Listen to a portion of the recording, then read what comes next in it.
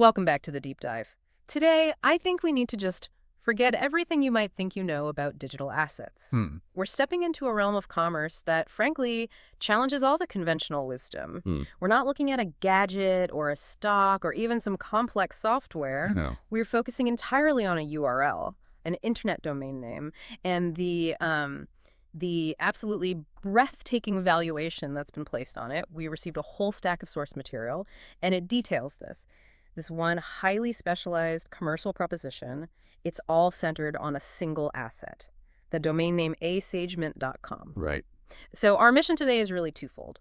First, we need to unpack the staggering logic behind this price tag. And second, we have to decode the really intense strategic language that the source, Sourcing, is using. I mean, what is an asset that's positioned for Asia cooperation and responsiveness when the price is, well, in the billions? Exactly. And this is, it's so much more than just a sales pitch. It feels like a detailed case study in extreme digital asset valuation. Extreme is the word for it. Yeah. I mean, when a URL stops being just an address and Right. becomes a platform for, geopolitical or major financial infrastructure, the rules of valuation, they just fundamentally change. So the documents are selling a concept. They're selling a ready-made concept, and they're aiming it squarely at very serious institutional players. Okay, let's not bury the lead here. The price is the immediate reason this whole thing landed on our desk.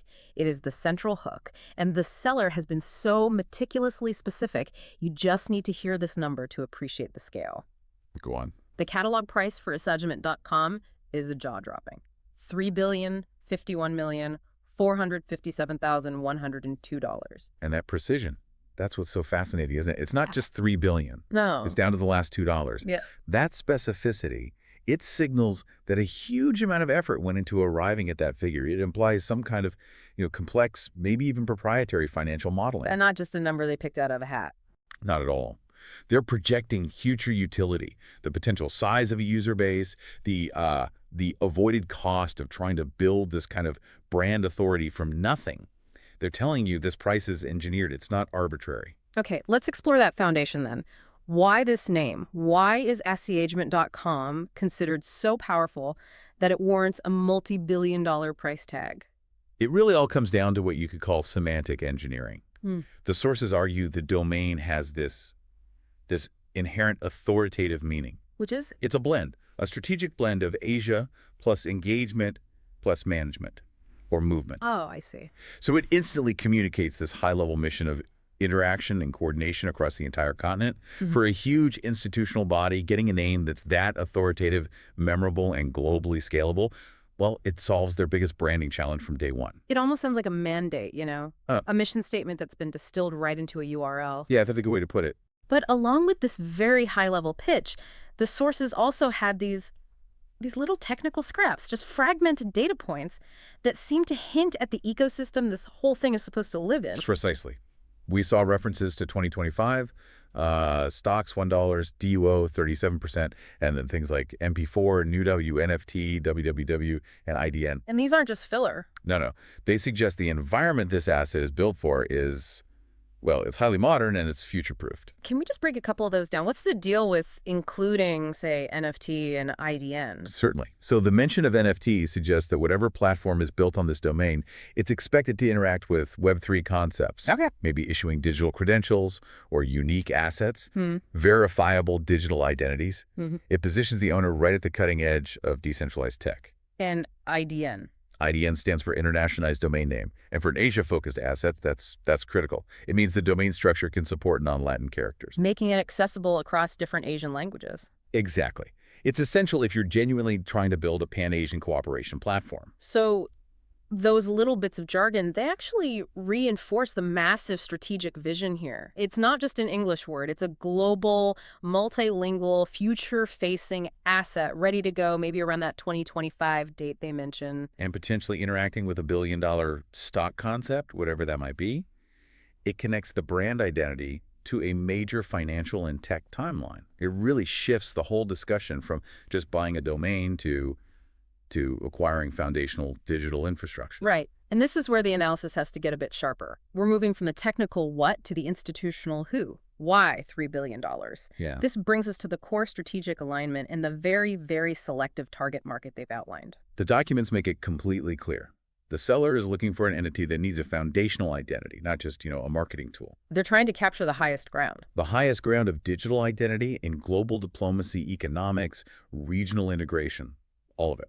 And the list of ideal buyers. I mean, it reads like the guest list for a G20 meeting, not a list of small business owners. Exactly. The explicit audiences they suggest are Asia-wide cooperation platforms, economic and diplomatic initiatives, big tech, Web3 or AI ecosystems that need continental scale, And large media or Pan-Asian networks. and, most tellingly, institutional or supranational projects. Okay, so let's put ourselves in those shoes. If I'm heading a major trade alliance or a massive development bank for Asia, why would I pick this $3 billion URL over just, registering a cheaper one and building a brand from scratch? Isn't this just fundamentally speculative? And that's the critical question, right? The sellers are arguing that the cost of not owning this foundational identity is actually greater than the staggering purchase price. A risk mitigation argument. Think about it. If a huge project launches with a less-than-perfect name, they face massive costs in branding and potential litigation and public acceptance. This name is pitched as a shortcut. It's instant recognized authority in a box. Which speaks directly to those three key strengths they keep emphasizing. First, global relevance. Right. An Asia-centric identity, but with international reach. Second, brand ready. So zero time wasted on creative work or building recognition. And third, that explicit promise of institutional-grade naming. What does that actually mean, institutional grade? It suggests the name has been vetted, it's clean, it carries a certain gravitas that, generic names just don't have. It's designed to be seen as nonpartisan, as foundational, a kind of digital common ground. And this purchase, it isn't a cold start. The sources really stress the digital ecosystem included part. Which makes sense. For a multi-billion-dollar launch, time to market is everything. It's the utility layer they've added to sweeten the deal. The buyer isn't just getting the domain, they're getting a package for instant brand consistency. So let's detail those assets. We have ready-to-use social networking accounts, all secured under the Asiagement brand. That's a Facebook account, an X account, formerly Twitter, and a YouTube account. All carrying the same identity. The pitch is clear.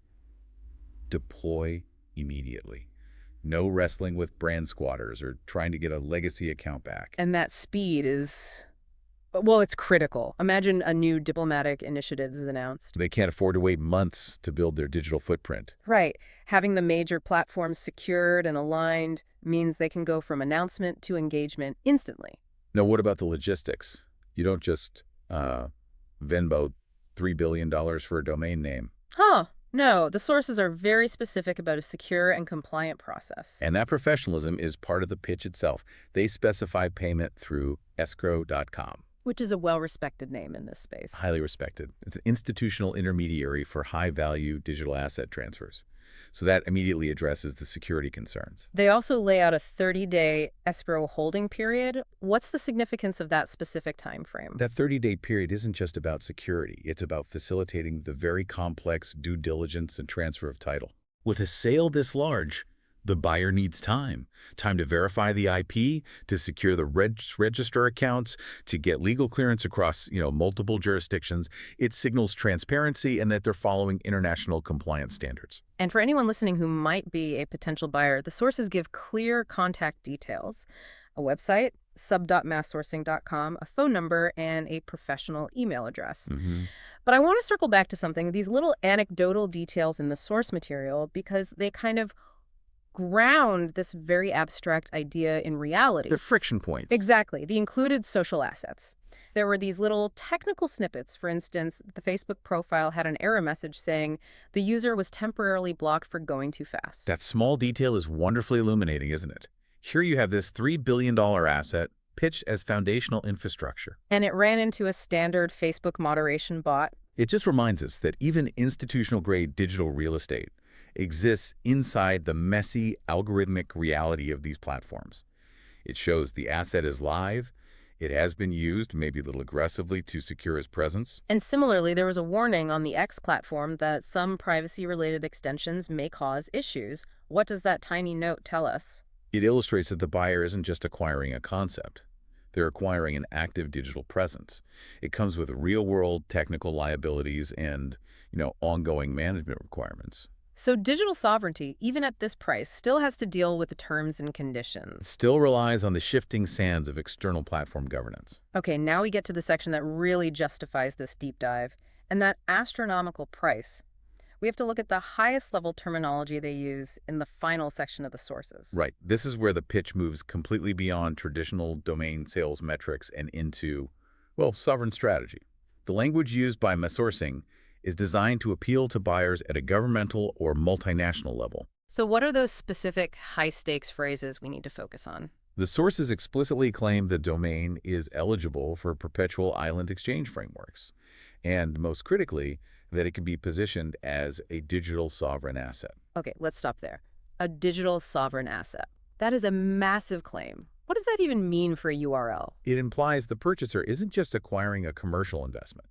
They're acquiring a piece of digital territory, an asset whose authority is recognized and respected across borders, almost like, Like an embassy. exactly, like an embassy or a recognized international institution.